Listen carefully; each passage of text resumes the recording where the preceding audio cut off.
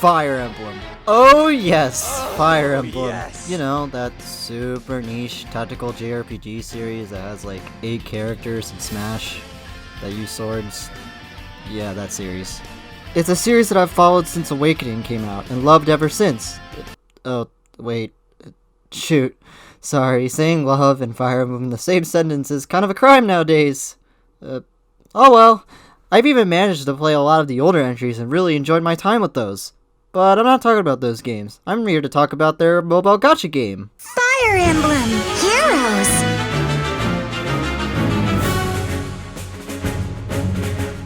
This is Nintendo's third officially released mobile game.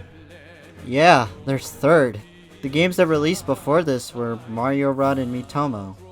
Nintendo's small JRPG series got a mobile game before series like Zelda, Pikmin, and Star Fox. Huh. Anyway, as mentioned before, this is a mobile gacha game that mixes the tactical turn-based gameplay the series is known for. This game features characters from every mainline entry in the series, and Tokyo Mirage Sessions. They even have their own original characters for this game. So today, in this video, I'm going to give you a rundown of this entire game in my own crappy way to see if this game is for you. So, let's get started.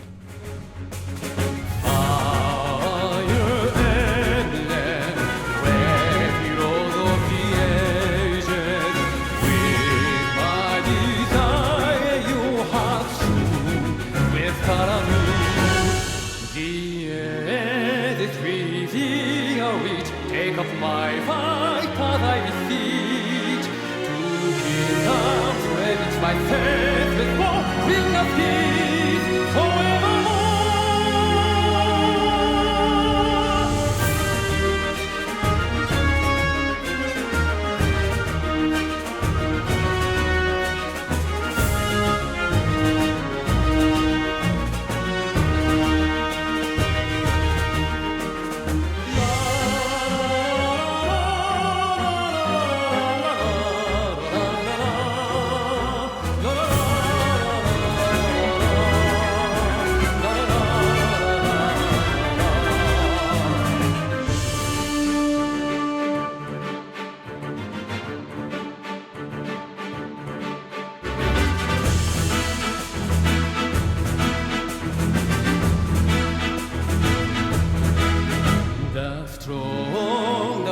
Break the meek, all shall fight for the right we seek.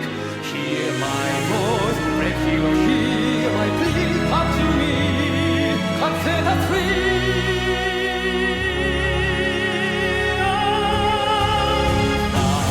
Fire emblem, your spirit shall shine across the generations now.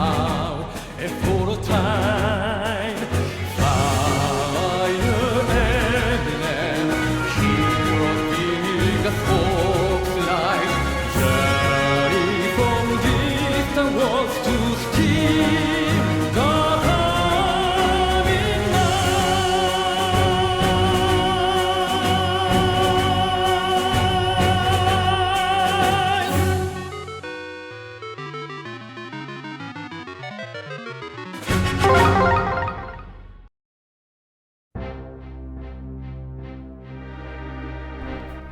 The story takes place in the continent of Zenith in the kingdom of Asker.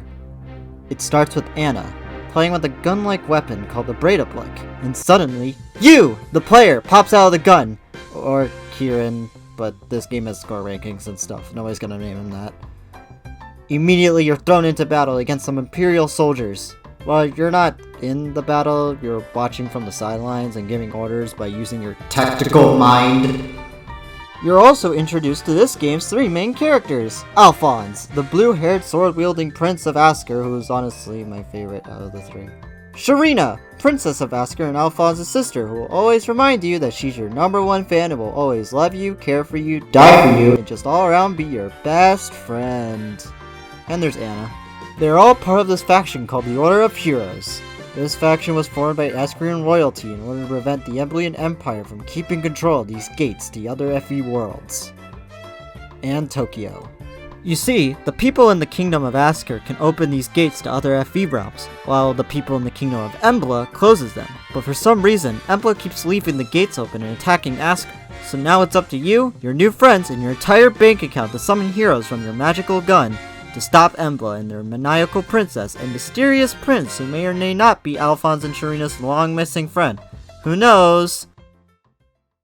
Well, that's what happens for the most part in the first book. It's basically breaking Emblem's contracts with other Fire Emblem characters while Veronica is like, I have better heroes than you! And then you proceed to beat the crap out of her with your 10+ array, and then she runs off and plots her revenge or something. While the whole Bruno is Zacharias thing happens, I don't know. After that, Book 2 happens, which involves ice people fighting fire people, and Emblem helps out the fire people, while Asker helps out the ice people, and this lady named Loki becomes a recurring villain now for some reason, and it was boring. And bad. And violent. After that came Book 3, and Only one future, only one world, only need one answer. Let this be it. Throw away everything to bring a dead world back to life. Sacrifice another self.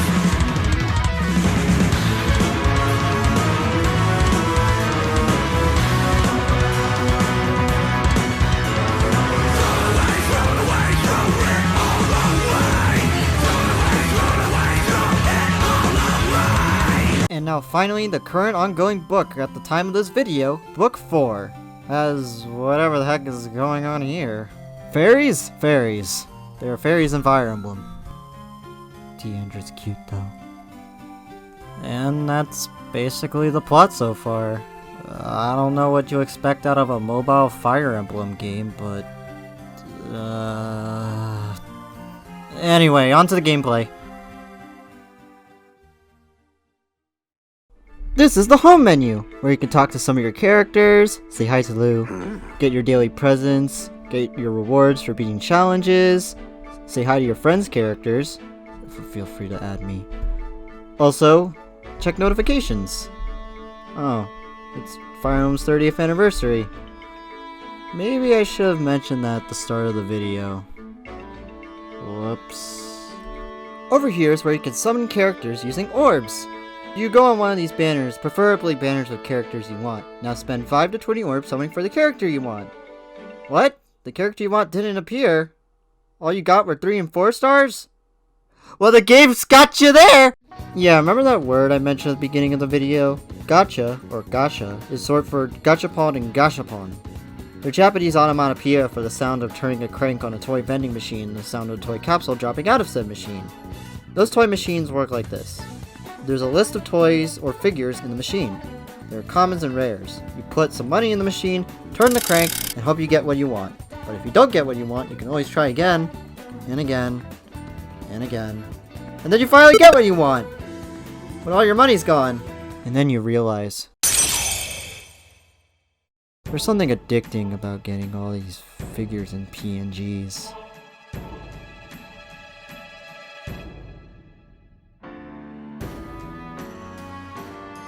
So Intelligent Systems was like, let's make this into a game!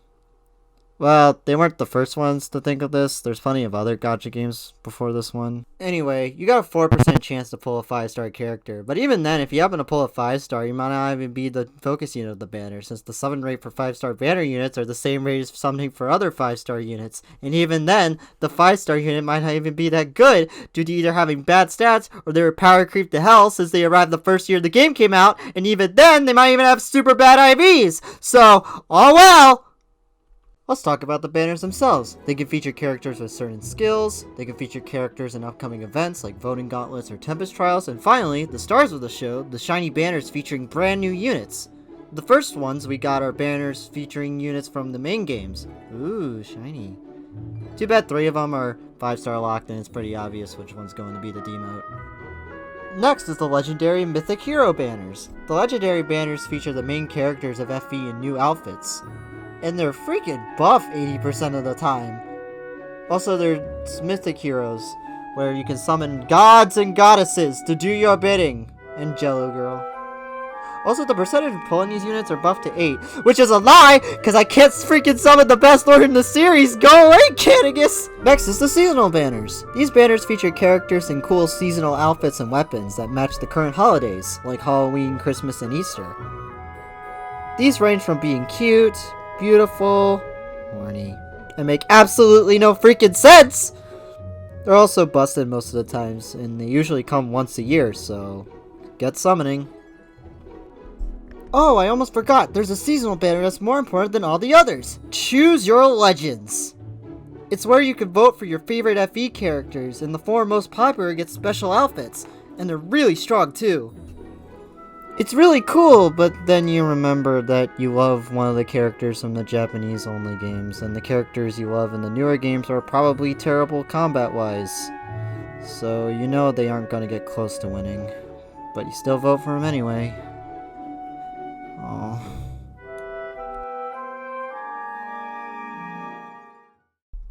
Alright, so what happens when you run out of orbs?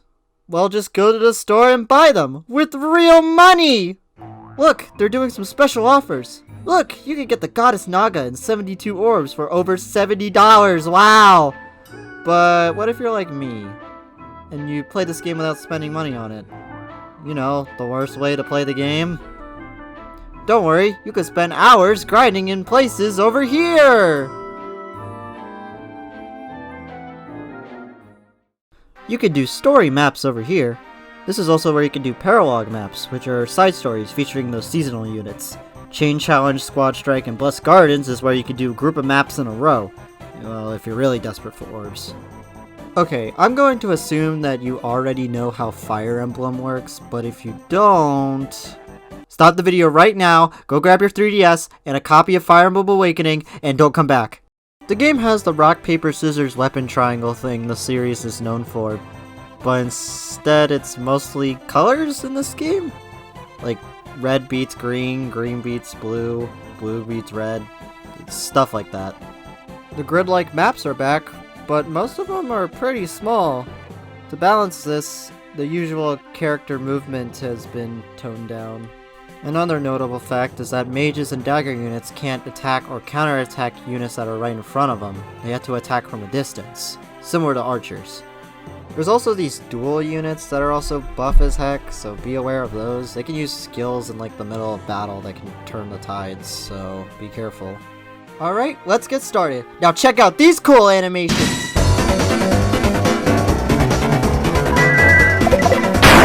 The character sprites look like Paper Mario characters, and I think that's cute. Yeah, the gameplay is basically this. The maps get pretty hectic later on when they have like units with 99 HP, reinforcements, different battle conditions, stuff like that. Oh yeah, see that stamina bar up there? Yeah, if that runs out, you can't do any more maps, and it takes a while for it to refill. A lot of mobile games do that, where you have to like wait a while for you to play again. It's a way for them to like get you hooked and get you back in. But honestly, you get like so many potions to refill this bar all the way, you won't have a problem. It's honestly non-existent at this point. Alright, over here's the special maps. They add and get rid of new maps daily, and the rewards are pretty good too. There's Grand Hero Battles that reward you with a new character after you beat them. There's also Mythic and Legendary Hero Battles that reward you with orbs and a golden accessory to dress up your units in. The difficulties of these maps range from easy to freaking impossible! So, if you're doing these, watch Phoenix Master 1's guides, please. It'll save your sanity. There's a training tower over here where you can level up your units and get crystals for things. Over here are the events and modes. Also, heads up, I don't have footage for all of these because these events happen kind of whenever they want to. So, oh well. There's Tap Battle, which is basically a rhythm game that uses music from all over the series. Rocker Sieges, which is basically Gigantamax battles from Pokemon Sword and Shield. Mjolnir Strike, which is like this defense map thing where Mjolnir, this one lady named Mjolnir, like Strikes or something. I don't know, I never played it. In Hall of Forms, you are given 4 units that you lead and train until they become unstoppable. And that's basically it. You get orbs and flowers for it, so I guess that's pretty good. Other than that, you can't even keep the units. But you could have them temporarily if you spend money for it. Yeah. Lost Lore involves sending some of your units out for the day and bringing back goods and materials. It's very similar to those Merc missions from Xenoblade Chronicles 2, if you played that. That game also has a gacha thing. Huh. There's Tempest Trials, which involves battling through a row of maps and getting really good rewards, such as a 5-star unit. It's fun, but it gets boring after a while. Just make sure to use one of the bonus units to make things go faster. Over here is the best game mode, Grand Conquest, which involves bringing your or your friend's units in these huge maps against other players. You're set in one of these factions, and you're supposed to cover up the map in the color you're in. They're honestly really fun with your friends, because they're usually strong as heck, and it's satisfying taking other units out with them. And the rewards are good too, so check it out. Forging Bonds is pretty cool. Basically, you do a bunch of battles, then you get a cute support conversation with one of the characters featured in the event. And I enjoy this. It gives characters that weren't fleshed out in their main games more screen time, and more time to learn about them. It's really cool, but it takes forever to get these support conversations. Kinda like the GBA games. And finally, the Voting Gauntlet, which is where you can vote for a character and hope they win so you can get free feathers. Or it can be like that one special time where the winning unit joins your army. God dang it, Leaf, you're supposed to— And that's all. But I know Faye is gonna add like another mode in the next few months, so be ready for that. Oh yeah, I forgot to talk about rewards and buffing units. Alright, I'm gonna skim through this because there's a lot to digest here, and I'm gonna hope you lovely people can figure most of this stuff out. In Edit Teams, you can make 15 sets of 4 units, just make sure the units complement each other. In Ally Growth, you can level up units using these color crystals instead of actually having them fight. Inherit and Learn skills. Every character comes with their own set of skills that they can learn by spending SP, which is gained from leveling up or defeating a unit. You can have units inherit more or better skills from other units by sacrificing them? I don't know what's happening here, but hey, it's making Lou stronger, so I don't care. Also, inheriting skills can make a weak unit into a freaking war monster that cannot be stopped, and it can even make units that are already war monsters into actual gods. So, be careful. Also, if you have the same unit with the same amount of stars, you can merge them together to become a stronger unit. And it gets rid of their bad IVs. It's basically giving them a new level up, even though they've already reached the level cap. It can really make a unit strong, but it takes a hefty amount of grinding for orbs and feathers. So, if you don't want to spend money on this game, it'll probably take you around a year to get a 10+ unit. Dragonflowers do kind of the same thing, but not exactly, and they're kind of easier to grind. In Unlock Potential, you choose a 1 to 4-star unit and give them another good noodle star. But it costs feathers. But they're pretty easy to grind up, so it's fine. Confer Blessing involves a lot of things, but it mostly helps you gain SP. Weapon Refinery is a place where you can upgrade your weapons and give them additional effects. I recommend you do this because it helps buff weaker units, but grinding the materials takes forever. Over here is where you can equip and make sets of skills and seals. Seals are skills that you can equip and swap around with any unit. You can also make them here. Over here you can dress up your units in adorable accessories. You can also flex on your friends if you have a gold item. In interacting with allies, you can pair up units similar to Awakening and Fates, but only certain legendary units can do this, and you can't bring them into every mode or map. It's not as broken as you think it might be.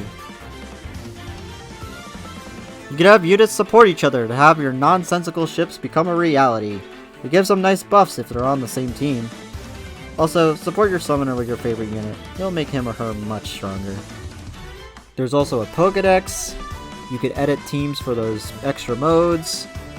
Heroic Grail is where you can spend Grails to summon units that were only available in Tempest Trials and Grand Hero battles. You can manage your barracks and send units home in exchange for feathers or combat manuals, which are skills in book form. You can even buy combat manuals using scrolls, which is cool. It helps make sure the place doesn't get overcrowded. Or you can be like me and not do this and be stuck with 3 Dorcases for some reason. Alright, let's dive into the online multiplayer modes! Oh boy! Over here there's 3 different modes. There's one where you can go through a small horde of enemies, another where it's just squad strike except you're given helpful items. But the main mode is where you can take 4 units to get a successful winning streak.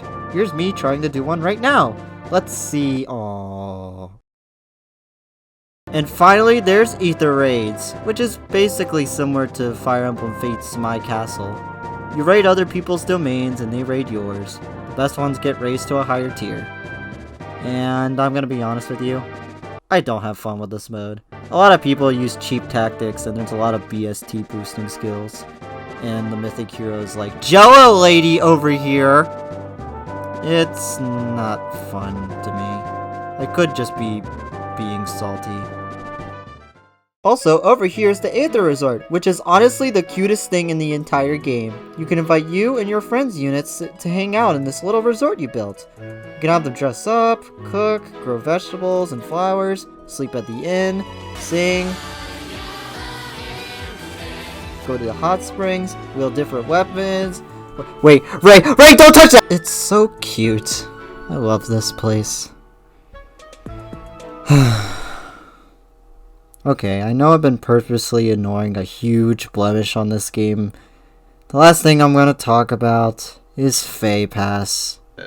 Moving Introducing right along. a new subscription. Oh no, box. no, please don't. Please don't. No, please don't. In exchange for a 6-monthly fee, subscribers Oh, God. to Fay Pass can enjoy Why are access mobile to games 5 doing this now? special benefits. I hate it. Feels a bit Oh no. Okay, so, did you know that there's tons of quality of life improvements, cool costumes that certain units can equip, and so much more cool stuff that is locked behind a $10 a month subscription service.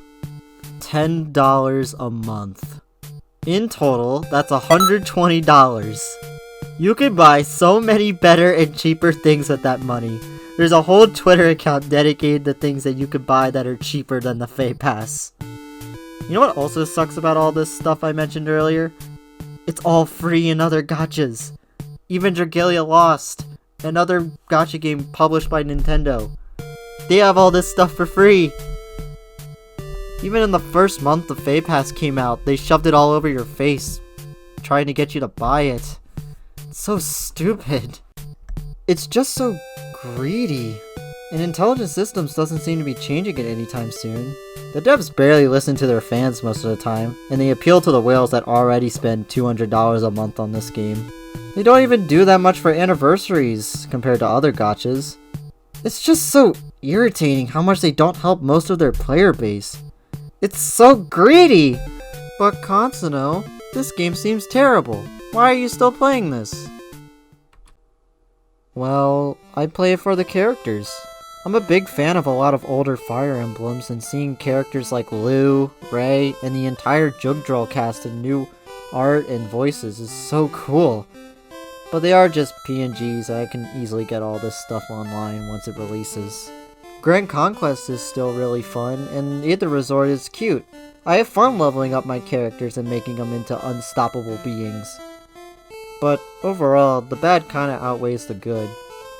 All in all, is this a game you should play? No.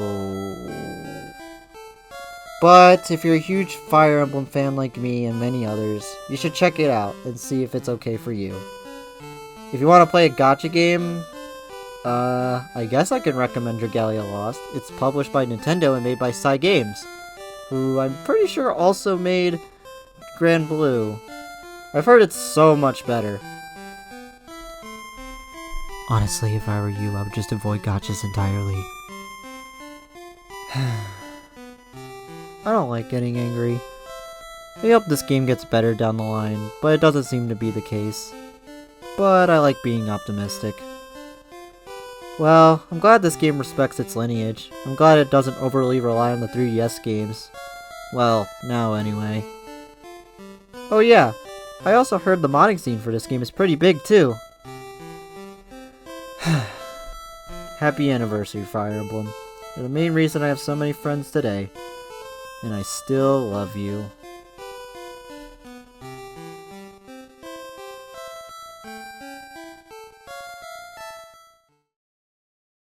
Maybe I'll try out Grand Blue.